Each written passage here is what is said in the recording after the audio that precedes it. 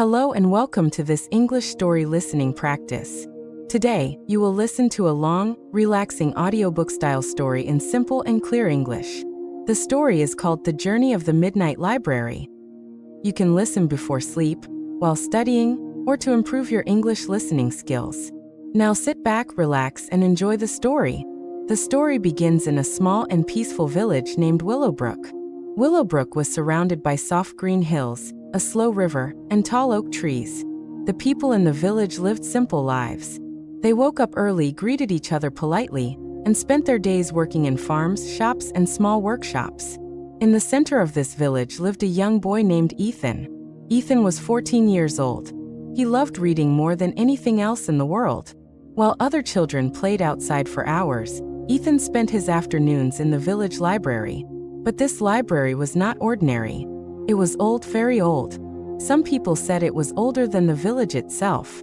Its wooden doors were dark, its windows tall, and its roof covered with green moss.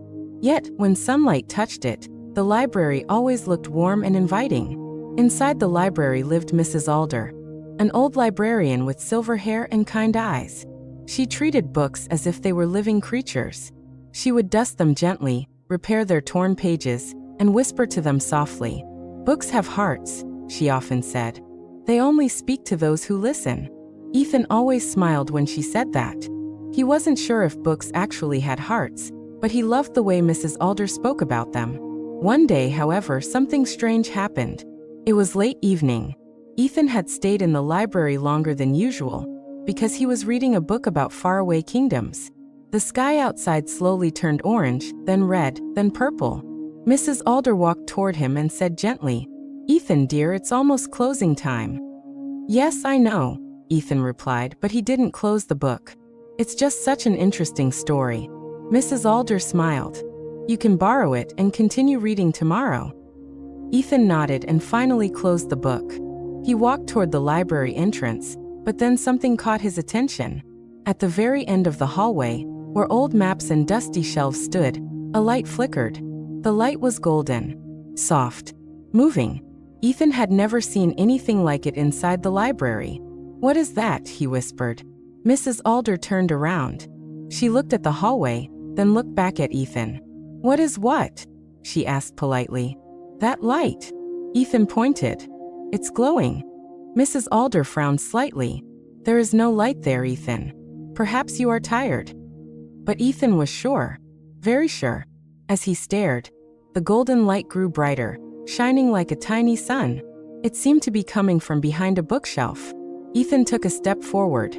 "Don't go there now," Mrs. Alder said softly. "Some places in this library open only when the time is right." Ethan felt confused, but he obeyed her. He walked out of the library and went home. That night he could not sleep. "What did I see?" he kept asking himself. Why would Mrs. Alder say something like that? What does she mean by some places open only when the time is right? As the moon rose higher, Ethan made a decision. He would return to the library the next day, but this time he would investigate. The next afternoon, Ethan hurried to the library. Mrs. Alder welcomed him with her usual smile. "You're early today," she said. Ethan nodded but said nothing. His eyes were already searching for the golden light. He walked to the end of the hallway. He examined the bookshelf. He touched the wooden frame. Nothing. No light. But something felt strange. One particular book looked older than the others. The cover was dark blue with a faded silver moon drawn on it. Ethan pulled it slightly, and suddenly, click. The shelf moved a little. Ethan's heart started beating faster. He pulled the book again. Click. The shelf slid open. Behind it, there was a narrow doorway glowing with golden light. "A secret door," Ethan whispered. He stepped inside. What he saw next did not feel real. It felt like a dream. Ethan found himself in a large circular room. Shelves curved around him like the inside of a giant clock. But the books were glowing. Some shined faint blue. Others shimmered green, purple, or gold. At the center of the room hovered a giant hourglass. The sand inside moved slowly upward instead of downward. "What is this place?" Ethan whispered. Suddenly a voice echoed. "This is the Midnight Library, a place that exists between time and stories." Ethan turned around. He expected Mrs. Alder, but instead, he saw a tall man wearing a long coat, with eyes that sparkled like stars. "I am the keeper of time," the man said. "And you, Ethan, have finally arrived." "Finally?" Ethan repeated, confused. "You know me?" The keeper smiled gently. "All readers are known here, but not all can enter this place. Only those who truly listen can unlock the doors." Ethan felt a mix of fear and excitement. "What is this library for?" The keeper pointed to the glowing books. "These books contain stories that have not yet happened. Stories from forgotten worlds. Stories waiting for a reader to bring them to life." Ethan blinked. "Stories waiting for me?" "Yes," the keeper replied. "If you choose to read one, you must finish the journey it shows you. But once you begin, you cannot stop until the story ends." Ethan looked at the books. Each one seemed alive. A soft humming sound filled the air, as if thousands of whispers were calling him. "Choose wisely," the keeper said. Ethan reached out his hand and touched a glowing silver book. The silver book opened by itself. Pages flipped rapidly, faster than Ethan could see. Then suddenly, a bright flash of light swallowed him. When Ethan opened his eyes, he was no longer in the midnight library. He was standing on a beach. Waves crashed gently on the shore. The sand sparkled like tiny diamonds. A warm breeze touched his face. "Where am I?" he whispered. This was no dream. He could feel the wind, hear the waves, and smell the ocean. A voice behind him said, "You are in the Lost Islands." Ethan turned around. A girl about his age stood there. She wore a simple white dress and carried a wooden staff. "My name is Lyra," she said. "I am the guardian of this island." Ethan opened his mouth to speak, but Lyra raised her hand. "There is no time to waste. The islands are changing. The waters are rising. We must find the Heartstone before everything disappears." "The Heartstone?" Ethan asked. "Yes," Lyra replied. "A powerful crystal that keeps our world alive." Ethan took a deep breath. He had no idea what to do, but he remembered what the keeper said. "Once the story begins, you must finish the journey." Ethan nodded. "Okay, I'll help you. What should we do?" "Lyra similet." "Follow me." Lyra led Ethan through a narrow forest path. The trees here were tall, with silver leaves that shimmered even in the shade. A soft rustling sound filled the air, and Ethan soon realized something unusual. The trees were whispering. Not loudly, not clearly, just soft, continuous murmurs, like voices carried by the wind. Ethan stopped walking. "Lyra, do the trees talk?" Lyra nodded calmly. "Yes. They speak the memories of the island. The forest remembers everything. If you listen closely, you can hear pieces of old stories." Ethan tried to listen. The whispers grew a little louder. He heard faint words. "The Heartstone hidden, protect the path." He frowned. "Did you hear that?" "Yes," Lyra said. "They are warning us. The Heartstone is protected by ancient guardians. Some will help us. Some will try to stop us." Ethan swallowed hard. "Why stop us?" "Because not every creature wants the world to survive." They continued walking deeper into the forest. Sunlight slowly faded as the trees grew thicker. The forest became darker, quieter, heavier. Then Ethan noticed something else. Someone or something was watching them. A shadow moved behind a tree. Ethan stopped immediately. "Lyra." "I know," she said softly. She turned toward the shadows. "Show yourself." At first, nothing happened. Then a tall figure stepped out. It was not human. Its body was made of wood, branches, and vines. Its face looked like a carved mask with glowing green eyes. Ethan froze. The creature spoke with a deep, echoing voice. "You do not belong here." "Lyra bovet respectfully." "Forest Guardian, we seek the Heartstone to save the islands." The Guardian's eyes dimmed slightly. Many have said the same. Most brought destruction instead of protection. Lyra shook her head. "We only want to stop the rising waters." The Guardian approached Ethan. Its wooden steps were heavy, but the ground did not break. "You," it said. "You are not of this world." Ethan felt nervous. I came here through a book." The Guardian stared into his eyes. "A reader," it whispered. A traveler of stories. Rare. Unexpected. Ethan didn't know whether that was good or bad. Finally, the guardian stepped back. You may pass, it said. But remember this. The greatest danger is not the journey. It is the truth waiting at the end. Before Ethan could ask what that meant, the guardian vanished into the trees. Lira ihalit. That was lucky. Lucky. Ethan repeated. I almost fainted. Lira lafit softly. You're braver than you think. As they left the forest, Ethan heard the sound of water. Soon they reached a wide, calm river. The surface was perfectly still, like a mirror. This is the river of echoes, Lyra explained. It reflects not only your face but also your inner voice. Ethan stared at the water and saw his reflection. But then he heard something unexpected. A voice, his own voice, whispered, You don't belong here. Ethan blinked. The reflection stared back at him, but its lips had not moved. What was that? He asked. Lyra replied, The river shows your deepest doubt. Everyone who crosses hears something. What did you hear when you first crossed it? Lyra pauset. Her eyes softened. I heard. You cannot save the islands. Ethan felt a wave of empathy. So how do we cross it? He asked. Do not listen to the echo, Lyra said. Listen to your steps. They stepped onto a narrow stone path across the river. Whispers rose from the water. Turn back. You are too weak. You will fail. Ethan clenched his fists and kept walking.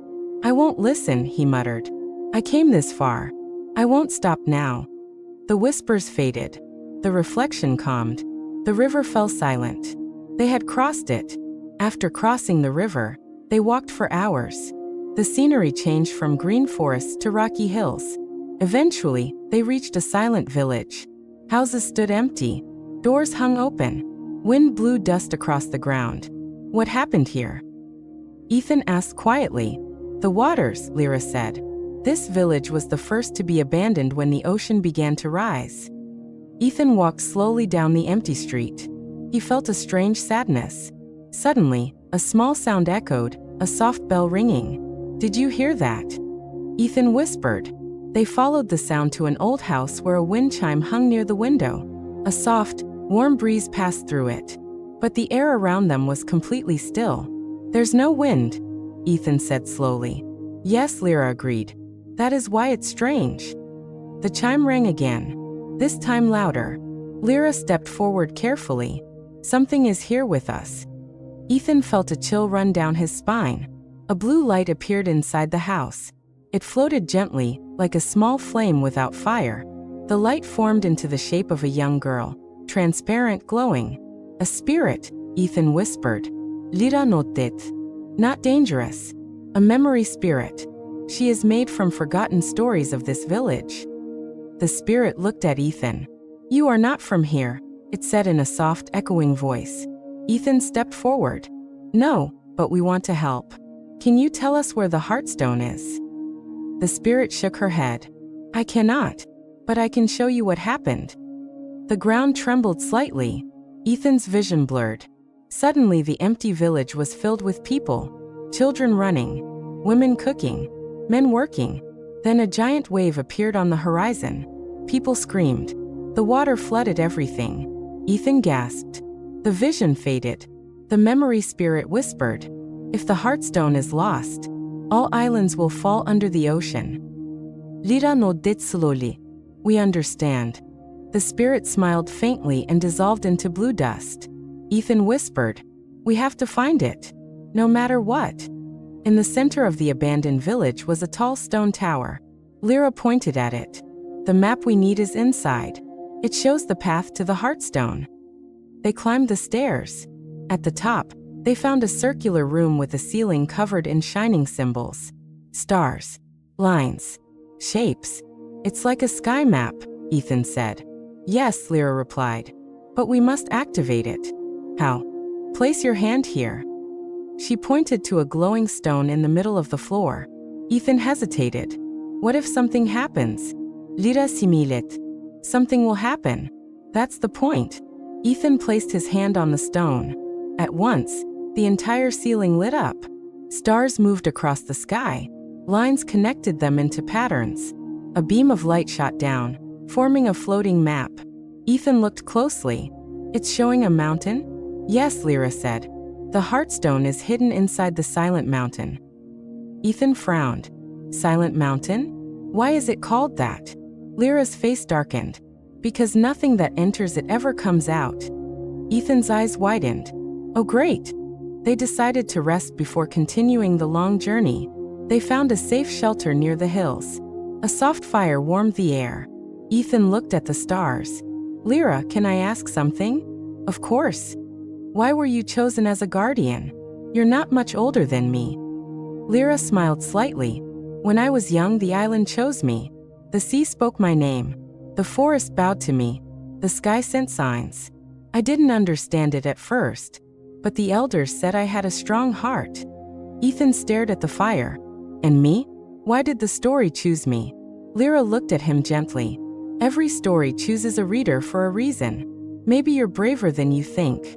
Maybe you have something this world needs. Ethan sighed. I'm just a boy who likes books. Books, Lyra said, are the strongest magic in any world. Her words made Ethan smile. At dawn, they continued their journey. The path became steeper. Rocks grew sharp. Cold wind brushed against their faces. Soon the mountain appeared, tall, dark, silent. Ethan whispered, "It looks unfriendly." Lyra nodded. "It is." They began climbing the narrow path up the mountain. Loose stones rolled under their feet. Ethan slipped once, but Lyra grabbed his hand. "Careful," she said. "The mountain tests every step." They walked for hours. Clouds moved around them. The world below disappeared under fog. Ethan felt tired, but he pushed on. Then they reached a giant stone gate carved into the mountain. Symbols glowed faintly around it.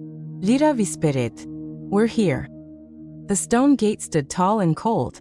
There were no handles, no hinges, no openings, just silence. "How do we open it?" Ethan asked. Lyra pointed to a line of carvings. "It responds only to truth." "Truth?" Ethan repeated. "Truth about what?" "Your deepest fear." Ethan's heart dropped. To open the gate, you must speak aloud the fear you hide inside. Ethan stared at the gate. He felt his throat tighten. Lyra placed a hand on his shoulder. "I will go first," she said. She stepped forward and whispered, "My fear is that I am not strong enough to save my people." The symbols glowed brighter. Lyra looked at Ethan. "Now you." Ethan hesitated. He looked at the cold stone, at the glowing symbols, at the long path behind him.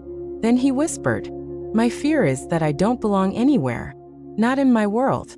Not in this one." The entire gate shuddered.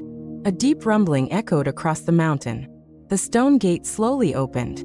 Behind the gate was a long hallway made of black stone. No torches, no lights, just darkness. Cold, heavy darkness. Ethan stepped inside beside Lyra. The gate closed behind them with a loud echo. Ethan whispered, "Are you sure about this?" Lyra replied calmly, "We have no choice. The Heartstone is inside. If we turn back now, the islands will drown." Ethan took a deep breath. "Okay, let's finish this." And together, they walked deeper into the darkness, unaware of what waited for them inside. The hallway inside Silent Mountain was cold and narrow. The air felt thick, as if it were holding its breath. Ethan walked carefully beside Lyra, their footsteps echoing softly. As they moved deeper inside, tiny glowing stones appeared on the walls, giving off a faint blue light. Enough to see the path, but not enough to feel safe. "This place feels alive," Ethan whispered. "It is," Lyra replied. "The mountain listens. It remembers every heart that enters." Suddenly, the ground beneath Ethan glowed with strange symbols. He froze. "What is that?" "The shadow steps," Lyra said. "Only one of every 2 stones is safe. The wrong stone disappears." "What do you mean disappears?" Ethan asked, eyes wide. Lyra looked at him seriously. "You fall, and no one knows where it leads." Ethan's throat tightened. Lyra stepped forward. "Follow my steps exactly." Lyra moved right foot, left foot forward, sideways. Each step careful and precise. Ethan followed closely. His heart pounded each time the floor dimmed under his feet. At one moment, Ethan's foot hovered over a dark stone. Stop! Lyra whispered sharply. He froze instantly. That stone will vanish the moment you touch it, she said. Ethan swallowed. Thank you. Slowly and carefully, they crossed the shadow steps. When they reached solid ground again, Ethan sighed with relief. That was terrifying. Lyra similet gente. You did well. The narrow hallway opened into a vast chamber. It was enormous, the ceiling so high it disappeared into darkness. Their smallest whisper bounced back as loud echoes. Hello, Ethan said softly. Hello, hello, hello. The chamber repeated back. This place, Ethan began. Test sound, Lyra finished. It reacts to volume. What happens if someone shouts? Lyra gave him a serious look. The chamber collapses. Ethan immediately covered his mouth. Okay, no shouting. They walked slowly, speaking only in whispers. But then, a loud, sudden cracking sound echoed through the chamber. Ethan froze. Was that you? No, Lyra whispered.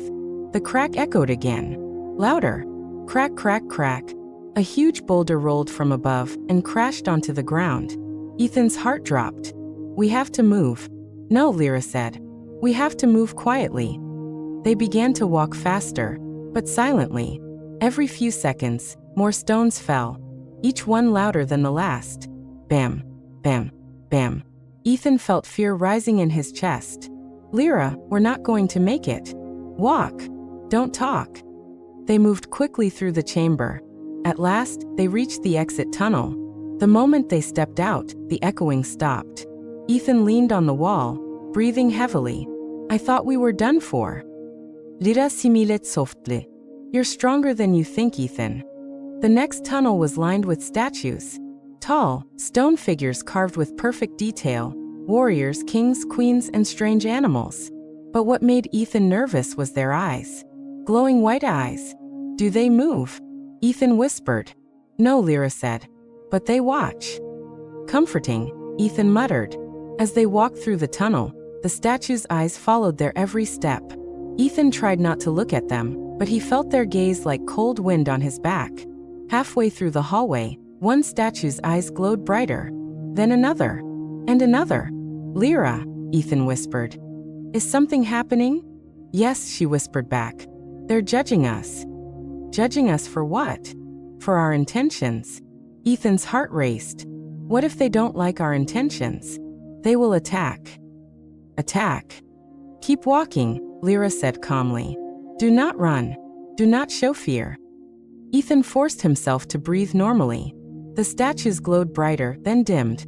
Finally, they reached the end of the tunnel. A final statue stood there, larger than all the others. Its eyes glowed softly, kindly. You have been accepted, Lyra said. Good, Ethan replied. Because I never want to see another statue again. Ahead of them stretched a long stone bridge suspended over a deep chasm. Thick white mist filled the bottom, so dense that Ethan couldn't see anything below. Is there ground down there? Ethan asked quietly. Lyra shook her head. No one knows. Great. Perfect. Exactly what I wanted. Ethan muttered nervously. The bridge was narrow, old, cracked. As soon as they stepped onto it, the mist began to rise. What's happening? Ethan whispered. The mist tries to confuse you, Lyra said. It shows illusions. Illusions of what? Your past or your fears? Before Ethan could reply, the mist formed shapes around him. He saw his school library.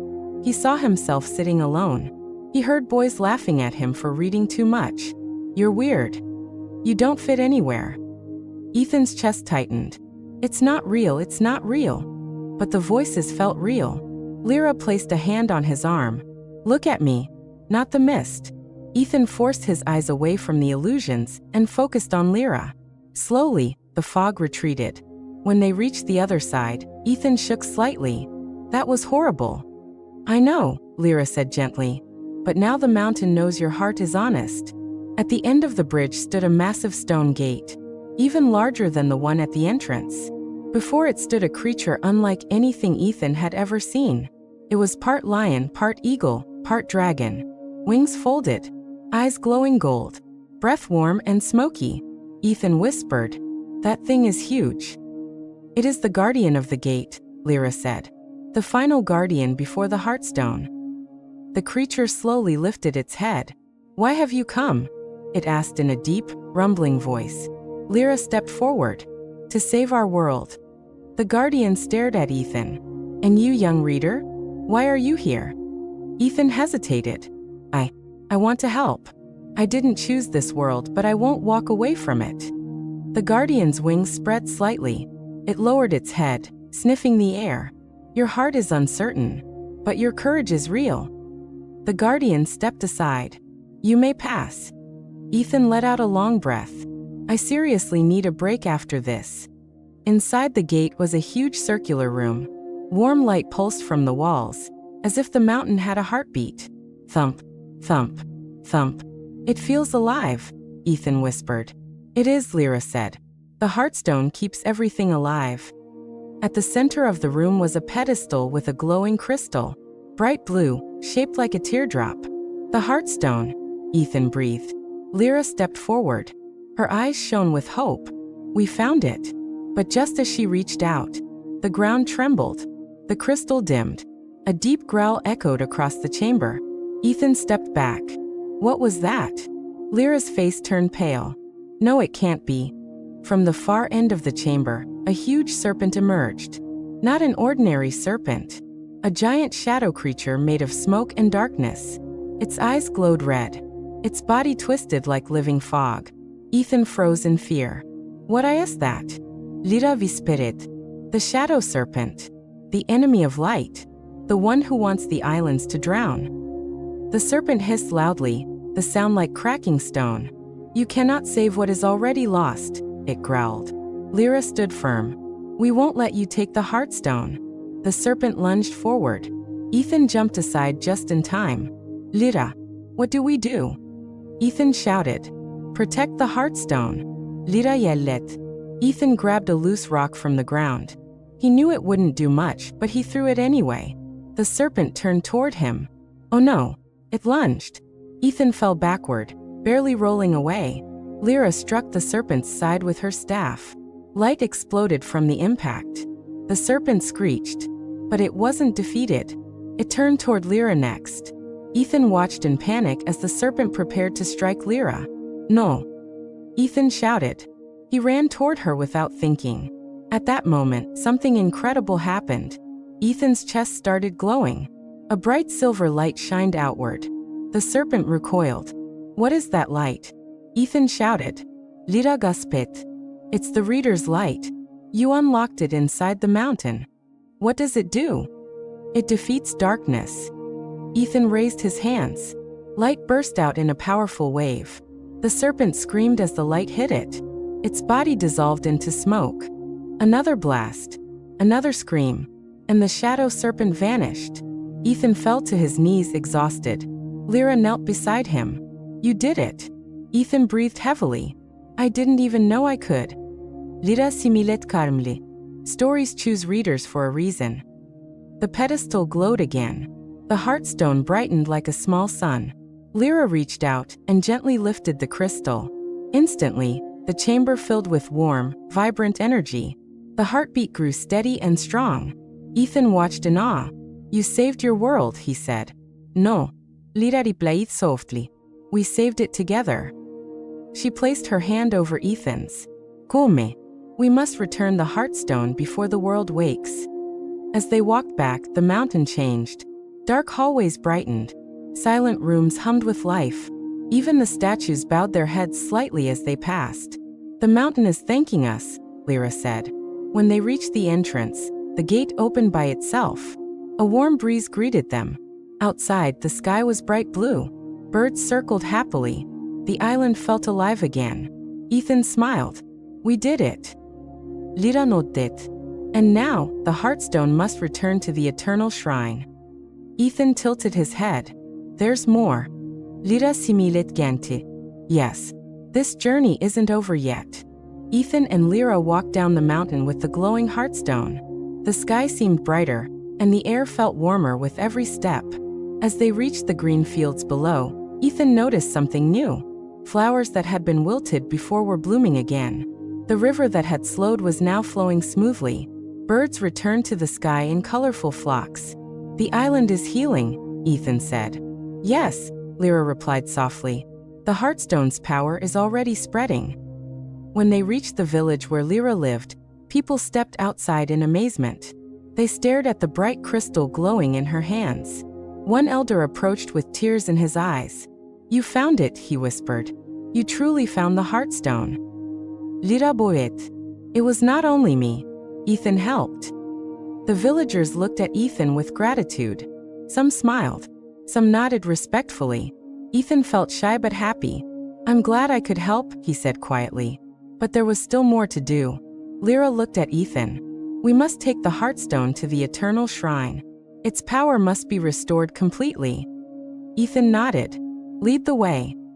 To reach the Eternal Shrine, they had to cross the path of 3 suns. Unlike the name suggested, there were no real suns.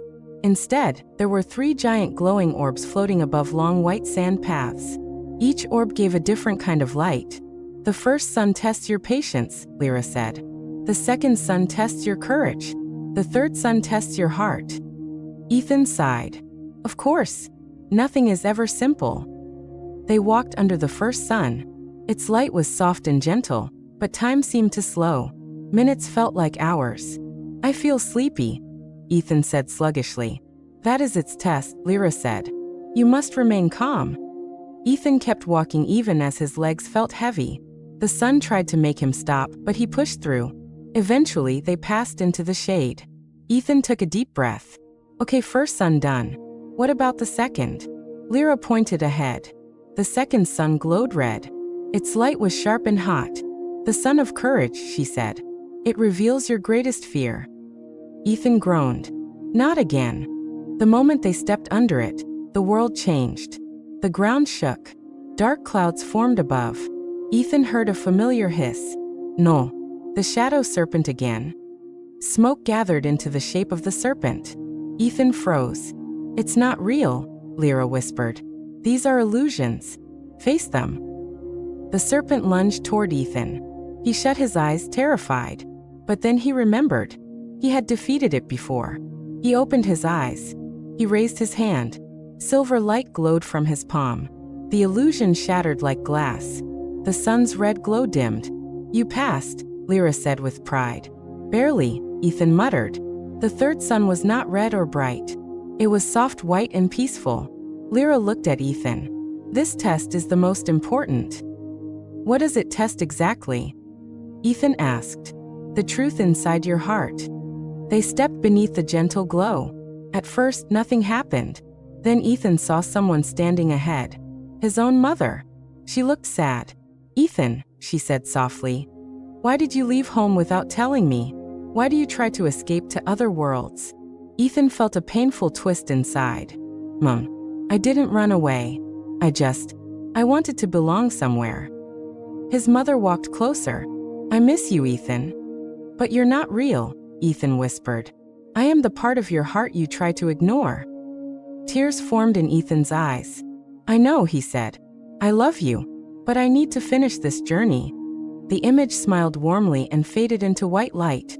Ethan wiped his eyes. "That hurt." "That is why it is the hardest test," Lyra said. "But I pass, right?" "Yes. And you pass with honesty." After crossing the path of 3 suns, Ethan and Lyra reached a tall cliff overlooking the ocean. At the top stood the Eternal Shrine, a building made of shining white stone, glowing softly like moonlight. "It's beautiful," Ethan whispered. "Lyra notet. This is the oldest place on the island, older than any story." They climbed the long staircase until they reached the entrance. Inside, glowing blue symbols covered the walls. The air was warm and comforting. Lyra walked to the center of the shrine and placed the Heartstone on a pedestal. At once, the entire room lit up. Simbos spoon. Lights danced. The air hummed with powerful energy. "Is it working?" Ethan asked. "Yes," Lyra whispered. "The Heartstone is coming back to life." But suddenly, a loud cracking sound echoed across the shrine. The floor trembled. The pedestal shook violently. "What's happening?" Ethan shouted. Lyra's eyes widened. Someone or something is interfering with the ritual. From the shadows of the shrine, a tall figure emerged, covered in black smoke, eyes red like burning coal. Ethan felt his heart drop. No, not again. It wasn't the shadow serpent. It was something worse. A tall humanoid figure made entirely of darkness. Lyra Vispirit, the Shadow King. The Shadow King extended a hand. The heartstone dimmed instantly. You cannot stop the ocean, the Shadow King said in a cold, hollow voice. This world must sink. Only then will the cycle begin again. Lyra stepped forward. No, the world deserves a chance. The Shadow King lifted his hand. Dark energy shot toward Lyra. Ethan jumped in front of her. The blast hit him in the chest. He fell to the ground. Ethan. Lyra kurid. Ethan lay there weak. His vision blurred. The Shadow King walked closer. You do not belong to this world, reader. Why fight for it? Ethan coughed weakly. Because every world deserves hope. Silver light flickered faintly in his hand. But it wasn't enough. He felt himself losing consciousness. Just as the Shadow King raised his arm to finish Ethan, a powerful roar shook the shrine. The guardian of the gate burst in, wings spread wide. Behind him, the forest guardian emerged from the glowing walls. The memory spirit floated in from the air. Even the statues from the mountain appeared as shimmering shapes of light.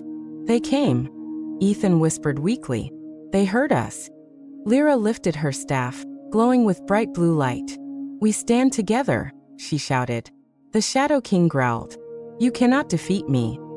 The guardians formed a circle around Ethan and Lyra. The forest guardian slammed its wooden fist into the ground. The memory spirit created a glowing shield. The gate guardian roared and shot beams of golden light. The Shadow King staggered backward. Lyra raised her staff toward Ethan. Ethan, use your reader's light. Combine it with the heartstone. Ethan struggled to stand. He placed his hand on the heartstone. Silver and blue light merged. A wave of pure energy burst outward. The Shadow King screamed as his form dissolved into dust. Light filled the entire shrine. Then silence. The heartstone glowed brighter than ever. Its light spread across the ocean, across the sky, across every island. Ethan felt warmth spreading through him. Not burning, but healing. The shrine stopped shaking. The air became calm again. Lyra placed her hand on Ethan's shoulder. You saved us. Ethan shook his head. No, we saved each other. The forest guardian bowed. You have restored balance, young reader. The memory spirit whispered. The world remembers your courage. The gate guardian nodded. You may always return here, protector. Ethan felt overwhelmed. When Ethan and Lyra returned to the village, people gathered around with joy. Children danced in the streets. Elders sang ancient songs. Colorful banners flew in the wind. The island was alive. Safe. Lyra held the heartstone high. Its glow spread happiness across every face. An elder approached Ethan. You are not from our world, he said softly. But you will always be part of our story. Ethan smiled. Thank you. Lyra looked at Ethan with warmth. You're a hero now.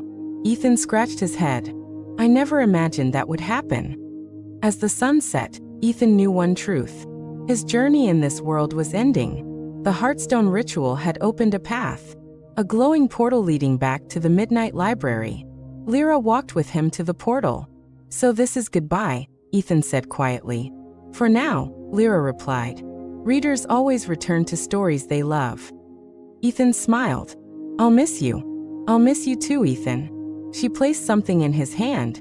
A small crystal piece of the Heartstone. This will help you find your way back someday. Ethan nodded, holding back tears. Take care of the islands, he whispered. I will, she promised. Ethan stepped through the glowing portal. In a flash, he was back in the Midnight Library. The silver book closed itself gently and floated back to its place. The Keeper of Time stood nearby. You have finished your first story, he said with a proud smile.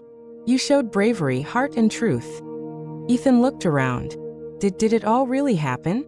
The keeper nodded.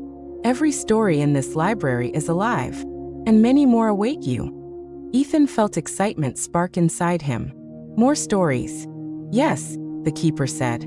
But they will open only when you are ready. Ethan smiled softly. I think I will be ready soon. The keeper touched his shoulder. For now, rest. Your journey has only begun. The midnight library felt different when Ethan returned. The glowing shelves hummed with soft energy. The hourglass at the center of the room shined brighter, its sand rising slowly in a glowing stream. Ethan walked slowly across the polished floor, feeling a sense of peace. The keeper of time joined him. You have changed, the keeper said. Ethan smiled slightly. I feel braver, and stronger, and different. That is what stories do, the keeper replied. They change those who listen. Ethan looked around the library in awe. So many shelves, so many books, so many worlds waiting inside them. Was this library always here? Ethan asked. Yes, the keeper said. Older than time, older than imagination. It waits for readers who listen with their hearts. Ethan nodded. Can I explore more of it? Of course, the keeper replied gently. But remember, each book leads to a journey. Some easy, some difficult, some dangerous. Ethan took a deep breath. I'm not afraid anymore. The keeper led Ethan down a glowing hallway. The walls shimmered like stars. At the end of the long passage stood a circular room with dozens, no hundreds, of doors. Each door was unique. A golden door with vines, a wooden door with ancient runes, a glass door filled with clouds, a metal door with turning gears. What is this place? Ethan asked in amazement. The room of endless doors, the keeper said. Every door leads to a story, a different world, a different life. Ethan felt excitement rise in his chest. Can I open them? The keeper nodded. When you choose a door, that story becomes your next path. Ethan walked among the doors, touching them gently. Some felt warm, some felt cold, some felt alive. But one door stood out. A simple brown door. Plain. Unmarked. Come. Ethan placed his hand on it. This one feels right. The keeper smiled knowingly. Stories choose readers. Readers choose stories. It seems this one is calling you. But before Ethan could turn the handle, a loud chime echoed through the library. The keeper lifted his head. It seems, he said, your world is calling you back. Ethan looked confused. My world? Already? Yes, the keeper said. Time is different here. You were gone only moments in your world.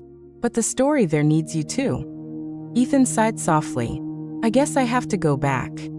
For now, the keeper said. You may return anytime you wish. Just find the silver book. It will always open for you. Ethan walked back through the glowing hallway toward the main chamber. He felt calm, but also a little sad. He had made friends in the story world. Lyra, the guardians, the memory spirit. And even though it was strange, he felt a deep connection to them. The keeper walked beside him. You will see them again, he said. Ethan smiled faintly. Do you think they're okay right now? Very much, the keeper replied. The world you saved is thriving. As they reached the center of the library, the silver book appeared again, floating gently. It is time, the keeper said. Ethan touched the book. A soft silver circle of light formed around him. He turned to the keeper one last time. Thank you for everything. The keeper bowed slightly. Thank you, Ethan. The story will remember your courage. The light grew brighter. Ethan took a deep breath and stepped inside the circle. The room disappeared in a flash. Ethan opened his eyes and found himself in the village library again. The real one, the one where Mrs. Alder worked. The book he had been reading lay open on the table, its silver cover glowing faintly. Mrs. Alder stood near him with her gentle smile. You took a long breath, Ethan, she said softly. Did the story feel very real? Ethan looked up at her slowly. Yes, he said. It felt more real than anything. Mrs. Alder nodded knowingly. Good. That means the library chose you. Ethan blinked. You know about the Midnight Library? Mrs. Alder smiled as if she had waited years to hear that question. Of course, she said. I was once a reader too. Ethan couldn't believe it. You went into the stories? Mrs. Alder laughed softly. That was a long time ago. My journey ended. Yours has just begun. Ethan sat quietly, absorbing her words. "Will I go back?" Mrs. Alder placed a gentle hand on his shoulder.